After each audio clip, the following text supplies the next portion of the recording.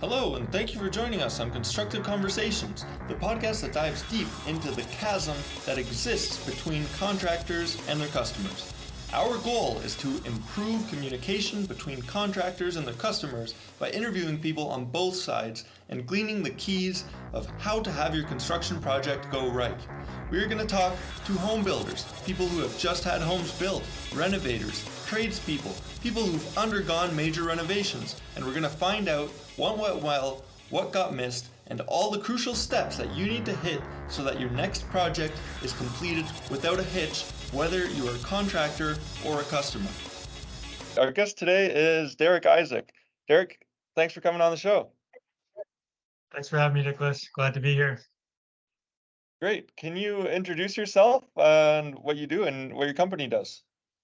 Yeah. So my name's Derek. I'm a systems coach for contractors, for construction business owners. I help them with their processes, their systems, their technology, all that good stuff that a lot of contractors don't enjoy doing, but I do. And that's what I help them systematize their business essentially.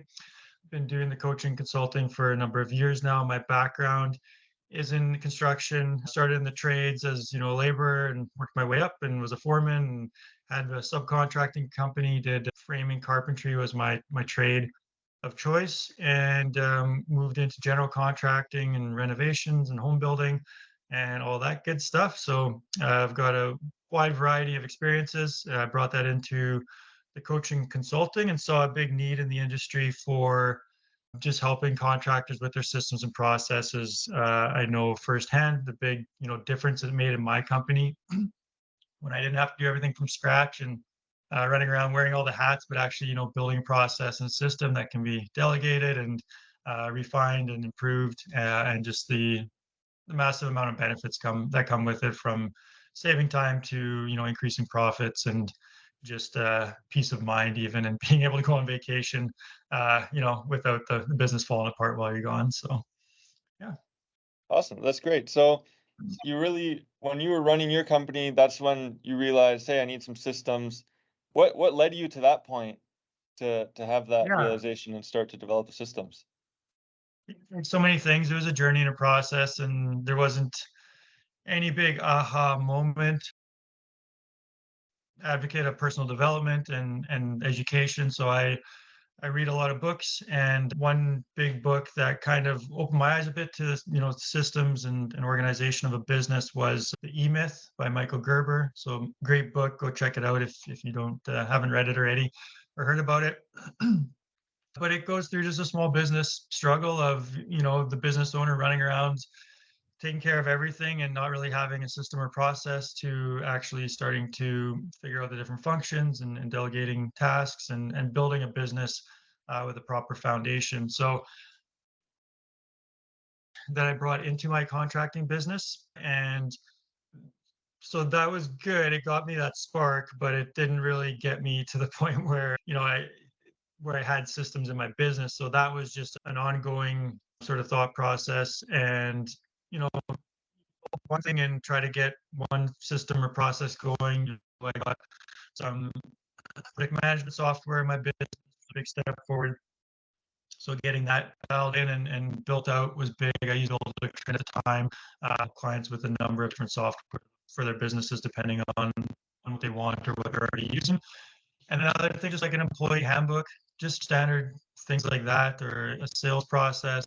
Each system, each document you get in place, it enables you to build other ones, get better at it, and it gives you more time. So my suggestion is always focus on a big pain point right now. So whatever it's spending a lot of time on that is challenging, try to build a system, go upstream, as I say. If you're having an issue or problem in your business, what's the leading cause of that? And that's where the opportunity is to build a system or process to take care of it before it becomes an issue or problem. Or the low hanging fruit is another place to start, where, what tasks are you doing every day where really you could hire someone, like an admin, or even just someone to answer phones or whatever. And it's more of an entry level skill, but because you're the business owner, you're still doing it. So build a little process, figure out what you do, put that on paper, document it, and then delegate it to an assistant or somebody in your company that can take care of it. So Nice. That sounds like very helpful things that businesses can implement, which leads me to what's your typical customer that you work with? So what type of contractor and what size are they? so the typical clients that I deal with and help are mostly general contractors, remodelers, and home builders. I do work with some trades businesses as well, although majority are general contractors of some type or form. And usually they are in a place where they've been in business for a number of years. They're good at what they do. They're a good builder. They're a good, project manager, whatever. And they've built a business. They've done great work, but they're hitting that wall and having those struggles of they don't really know how to build a team effectively, get maybe an office admin on board, you know, foremen or project managers under them who are managing projects and just building out their systems and stuff like that. They're in that the contractor catch 22 is what I call it, where you get a bunch of work, you get super busy, you don't market or do any advertising because you're too busy taking care of the business. Those projects start to wrap up, and then it's like, oh, shoot, we don't have anything in the pipeline. So they start trying to do sales and marketing, and it's just this constant up and down and inconsistency of, the business revenues and projects and things like that. So usually they're in that state. They've got a number of employees, and then they need help with getting to the next level where they can start to delegate and hand off some of the management tasks and build some consistency into their business with the processes and the core functions of the business. Often these are like sales and marketing, financial systems and estimating would be another one, project management, client management, and HR are typically the big ones that I help with. So there's a lot of fields you touch on to help those GCs or the home builders to even out that cycle of the Yeah, roller it's a coaster, big as they say. Yeah, it's a big undertaking to systematize a business, and that's why when I work with clients, we figure out what's a priority. We work on like one main function at a time. Like let's figure this out, let's get that, figured out and operating, at 80, 90%, and then we can always improve it over time, and then we move on to the next one. I think that's a big thing where a lot of contractors get stuck as well, is it's not just that they don't have the time, but they see the whole business and they try to improve everything at once, and it just becomes overwhelming and unmanageable, instead of looking at one specific thing to focus on and you know get one step at a time done, and then over time generally takes about 6 months to a year to really build out a full business and get all the systems in place. Okay. So that's great. So on the podcast, I do like to focus as well on the customer perspective. So to improve the interaction between the customers and the contractors. So if you were to step into the shoes of a customer, what does the experience look like for them from somebody, maybe running out of their truck with a bunch of receipts on the dashboard trying to make things work versus somebody with a systematized business? How does that affect the customer experience? Yeah, I mean, it's huge, and that's a big focus for contractors that I work with, is the client facing side of things. And you can often tell when a business is operating well and when it's not. And I think most clients will pick up on that and understand it. And that all relates into the amount of business a contractor will do, and also the competition. If you're dealing with a company where calls are kind of dropped, or things don't look sharp or professional, you know that awareness goes to the client. The big things that I like to see in place as far as like client relations is, I mean, it all starts from the first call. So obviously getting an estimate and a proposal back to the client in a timely manner, making sure that it has some details in there. It's not just a big lump sum, and that there's more material than just a proposal. That there's some marketing in there as far as what's the company about, how was it started, how was it founded, what are the what's important to them, how they operate projects. So they're giving the client more than just a menu or shopping list with a number of the price attached, but actually explaining a bit about their company and how they operate, so the client can make an informed decision.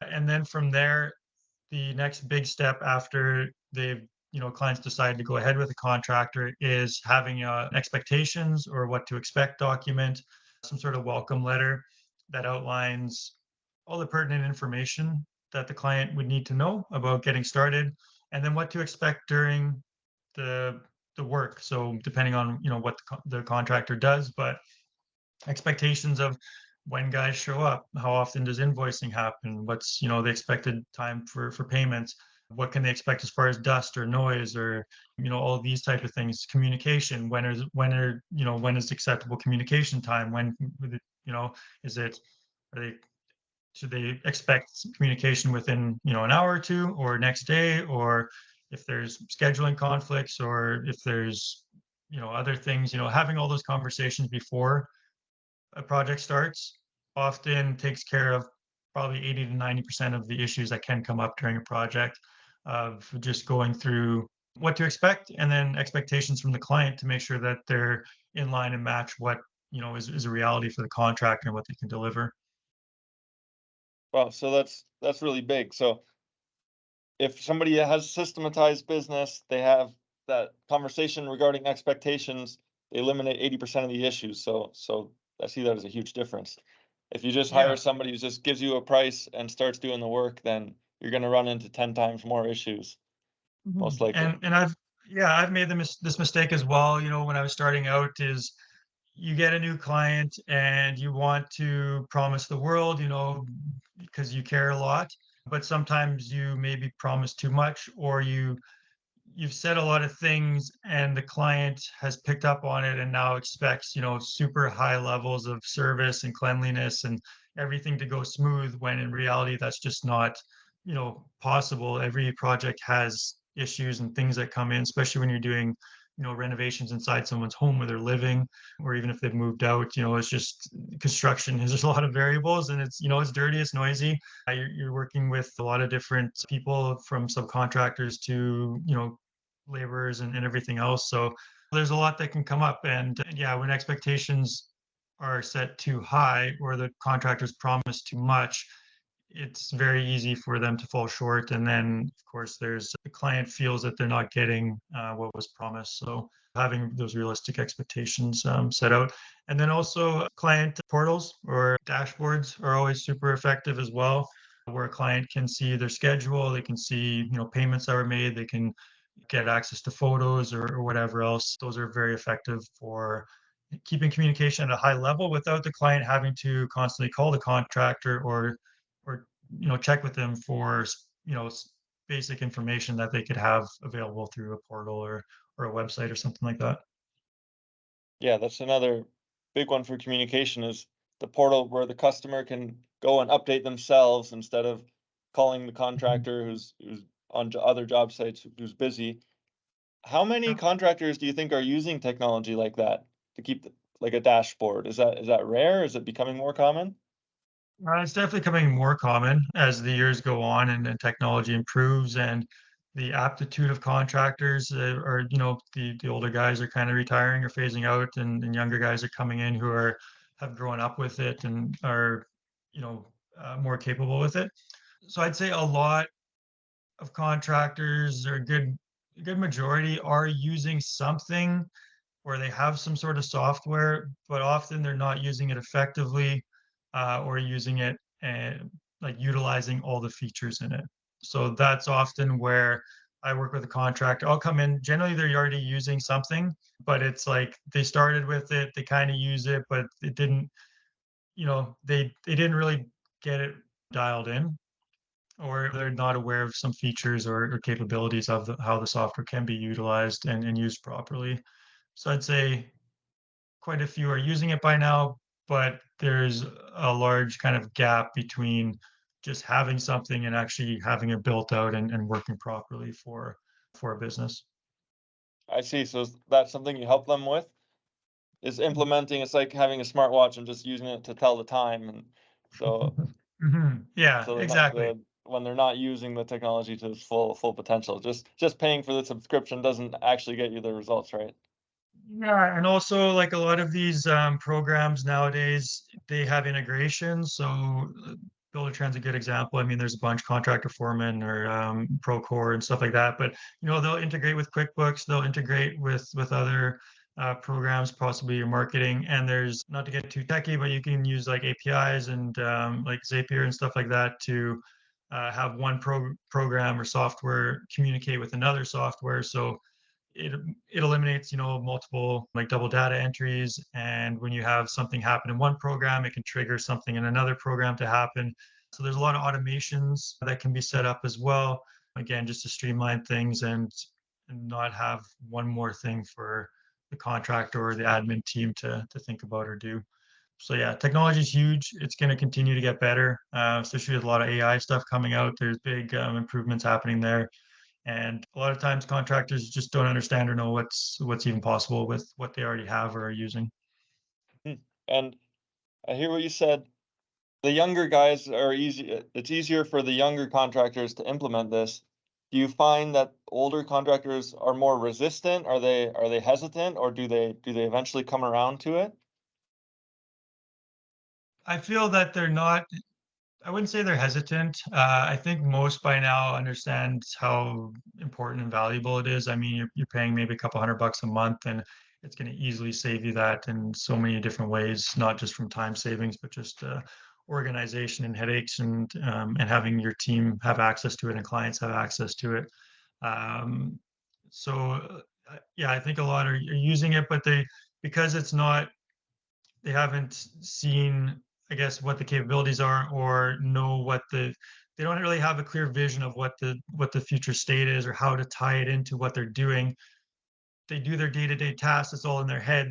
They've got a process. Every business has a system and a process. It's just whether it's, stuck in the contractor's head, or if it's, and just kind of like what they do, or if it's actually been thought about and documented and can be explained and delegated. So I think there's the gap there where I don't think they're hesitant to the technology because they know the importance of it, but they just don't see the full picture of how this can implement, and how their business needs to change, and vice versa with the software to be effective, essentially. I see. So that's Yeah. that's part of what your job is, to explain this is how all these systems and technologies combine together to give you a more effective, more efficient business that's better service for the customer. So you sort of give them, you paint that picture. Yeah, definitely. And like I said, they're usually doing some things already. So it's kind of bringing everything together and then working it out in a certain way to get more specific. So you start a renovation, you're probably, like, you're going to have some sort of selections that need to be done for, which tiles going in, which flooring, what are the paint colors, what are the light fixtures, what plumbing fixtures. So you've got all these decisions and things that need to be made. So having some sort of a spreadsheet or place to figure out all those selections beforehand, that can go into your software. Your clients can have access to it, and just something as simple as like, what are we actually putting in this project, can be very easily be put into some sort of software and made a lot easier than that back and forth of like what's actually happening or not figuring that out before a project starts. And that's where a lot of miscommunication, or, oh shoot, we forgot to order this or that, now we got to wait 4 weeks, so we can't finish this part of the project, or whatever. So there's just all those different things that technology is really good at. Once you've got a standard in place, you eliminate a lot of issues and problems there, because you've got checklists, you've got standard, schedules, and they just need to be modified and customized per project. Awesome. So I like this topic of technology and the implementation of technology. So when you have the conversation with the business owner, they say, yeah, we're on board. We understand the value of this. How is it integrating that or implementing that with their team? Does that pose challenges? What does that look like? Yeah, there's always a challenge there. Nobody really, particularly, I shouldn't say nobody, but a lot of people don't like change a lot, especially, employees that have been doing something for, 1, 2, 3, 5 years, 10 years, whatever. You can get stuck in your ways, and something new. There's always friction when we start something new. And I think it's kind of a coachable moment and a leadership moment by the business owner, of having a team meeting and saying, hey, we are switching this new software. We want you guys to be doing, entering your time this way now or whatever.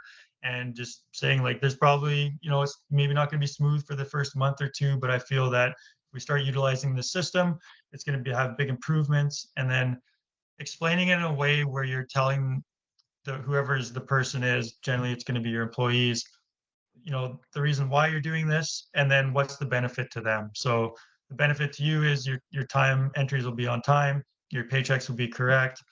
This will save you time because you won't forget hours instead of putting them at the end of the week. That saves us a bunch of time. And so yeah, just really explaining the reason why you're implementing systems is a big one. And then allowing some time for mistakes, some time for things to go wrong. Not every system's gonna, work beautifully the first time. Generally, when you start trying something new, there's gonna be feedback. You're gonna try it.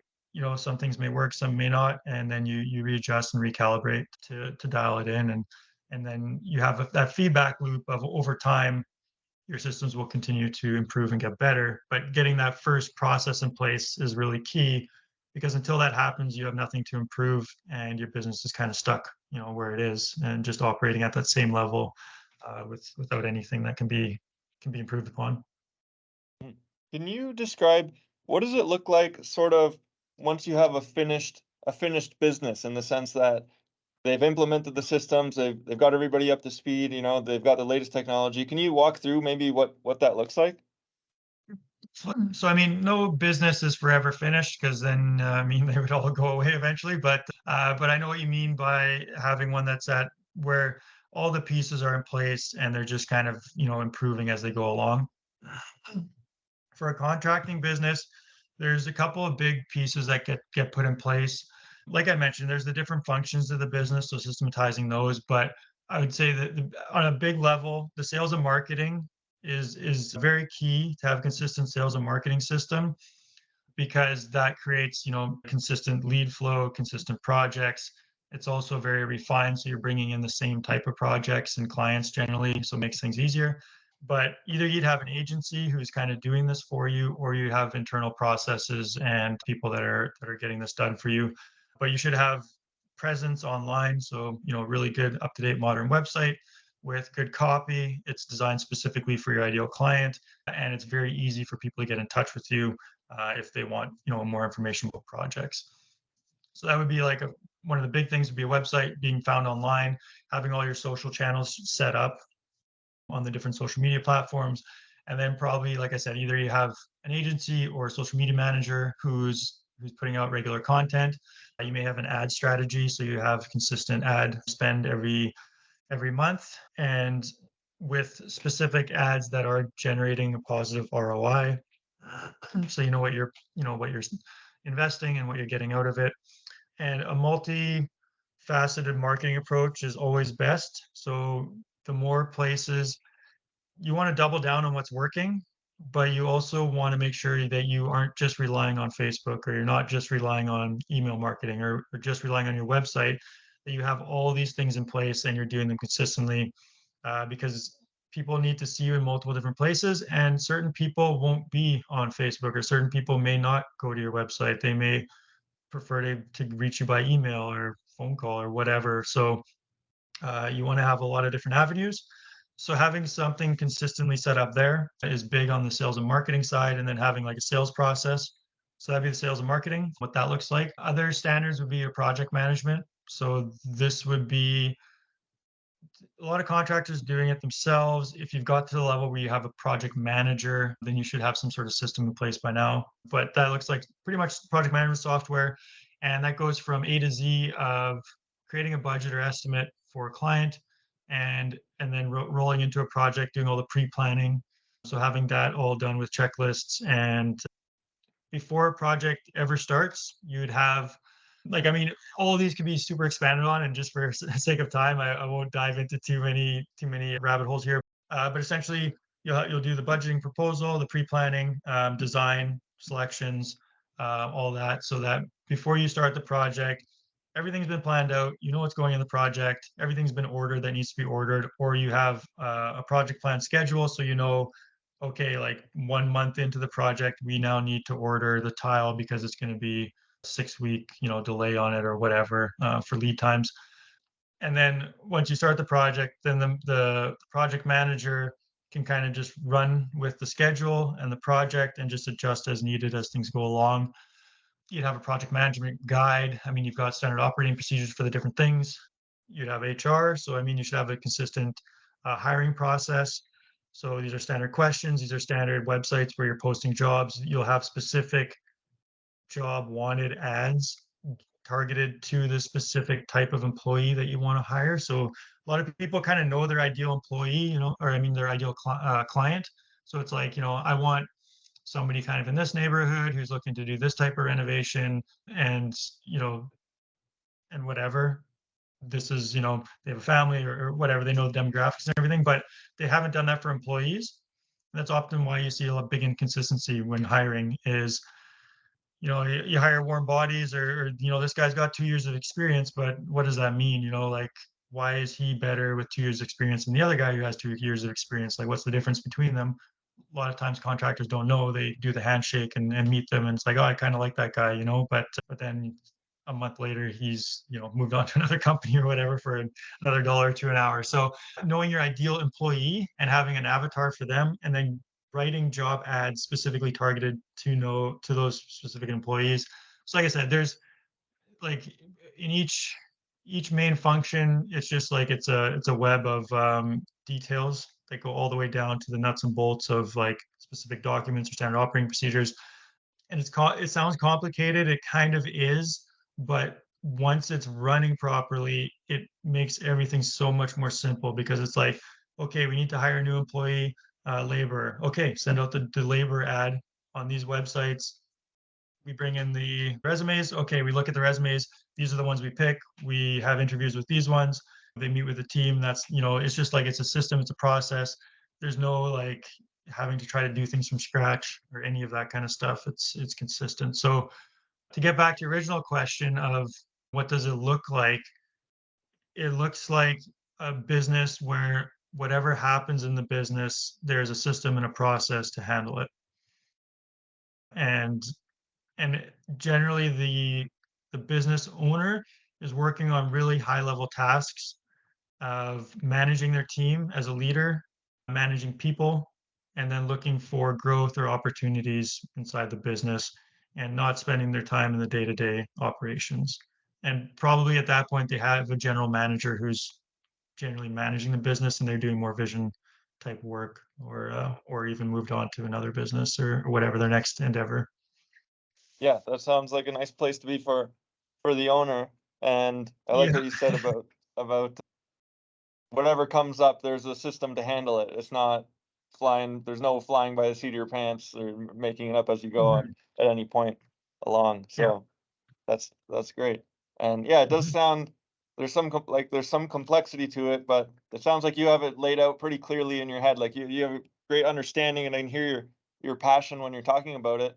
What do you like about doing this and helping contractors?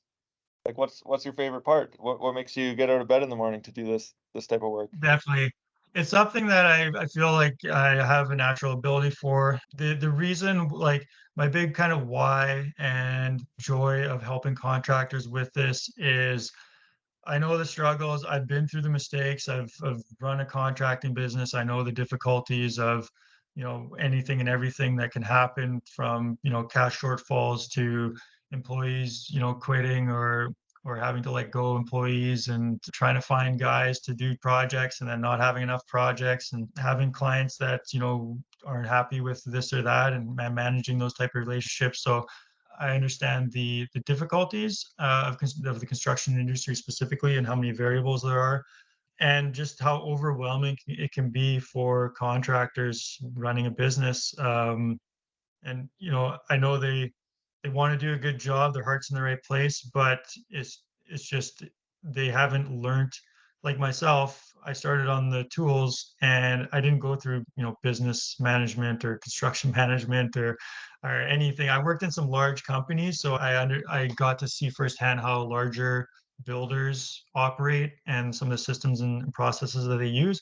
But there wasn't, I didn't go to school for any of this stuff. It was more learned through trial and error. And yeah, made a lot of mistakes, lost a lot of money, had, lots of different things happen. I had some big successes as well, and turned things around, and have, had those ups and those downs. So the big thing for me is helping contractors sidestep a lot of those big hurdles that can come up.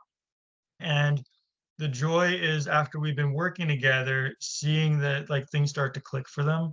And it's like, we got some processes in place, we got some systems. They're not so busy, they're not so stressed or overwhelmed. They feel confident in their ability to get to that next level of business and be more a manager of people instead of just an operator inside their business, and get out of the kind of the self-employed and more into like the business owner, business manager role. So That's cool. So you yeah, get to watch them level up, and all the while yeah, avoid the expensive mistakes. definitely. It's huge. And like, I was talking with a contractor I know pretty well the other day, and he was talking about just not having the right contract in place between him and a developer that he was working for. And it cost him about $70,000 because he didn't have the right, like, a good contract in place. And something, probably would have cost him a couple $1,000s to get the right thing in place, which is included in our program. But yeah, it's sometimes trivial things, but if you don't know, or the wrong thing happens, it can end up costing a lot of money. So All right. One of my favorite questions to ask is, what do you see for the future of the construction industry in Canada? yeah, I see technology continuing to create opportunities for a lot of contractors. I mean, smart homes and building practices are continuing to improve. Yeah, no, it's a great question. I think technology will continue to improve. And I feel like the trades, I think the viewpoint of construction has improved. I think more people understand the importance of it, and it's a much more viable profession, if you will. Maybe not viable, but a well-regarded profession now, where it used to be, you go to school to be a doctor, a lawyer, this or that. But being a tradesperson, I think, has some esteem to it, and is, when you look at, going to university, spending tens, hundreds of thousands of dollars on education, and then, still not knowing if you're going to have a job at the end. Whereas with the trades, a lot of it's subsidized, or you can, get workers' comp while you work through your levels and everything there. So I think it's good to see that. And yeah, I'm excited. Like, that's what I do. But the technology side of things, of how much better projects can run, and just how much easier it is for all of that administration stuff to be run by technology. It's pretty incredible, some of the software and programs that are available for the construction industry, but any business, and really, and how you can run it from your phone or a computer, and you have so many amazing tools available to run a business. And yeah, so those are the big things that I see coming down the pipeline. Yeah, that's good to hear that, like, the perception of the trades and the construction industry is turning around, and I've definitely noticed that. I tell people I'm a carpenter, it's, oh wow, they get all excited and they want to hear about it. So yeah, that's Yeah, good. it's a joy working with your hands and building stuff, and you get a lot of satisfaction out of seeing finished products, and you're changing people's lives, you're changing their homes. Yeah, it's an amazing thing. Great. Well, any other topics you want to cover? Anything else you wanted to add? Nothing specific that comes to mind. I mean, communication, I know that's kind of a hot topic, and a focus of the podcast. So communication, so extremely important. Like I mentioned before, of having those open conversations about expectations, about if you're implementing something new, talking with your guys. And there's a lot of communication, like, programs and stuff available. Like, I know a lot of contractors use Slack or even WhatsApp.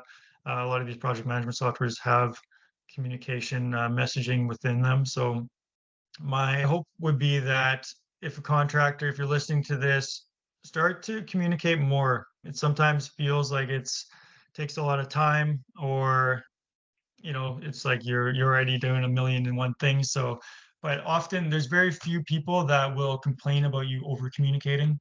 And if they do, then, okay, then I don't need to communicate as much. But having that conversation as well, where when you start a project, like, how much do you want to be communicated with? Another great one for contractors is, weekly updates. So every Friday generally, but you could choose any day of the week. Send a weekly update to a client of like, this week we did this, this, this, and this. Just like bullet points. This is what we got done this week. Next week we're gonna do this, this, this, and this. And then the client's like, okay, they've worked on this. Next week they're gonna work on this. Maybe you have a few notes of a few things that came up or something that you talked with the client about. And just being proactive with sending updates and messages to clients will often really help with like smoothing out any issues, but also help them not feel like they're in the dark and the contractor's just doing whatever they want and they don't really know what's happening.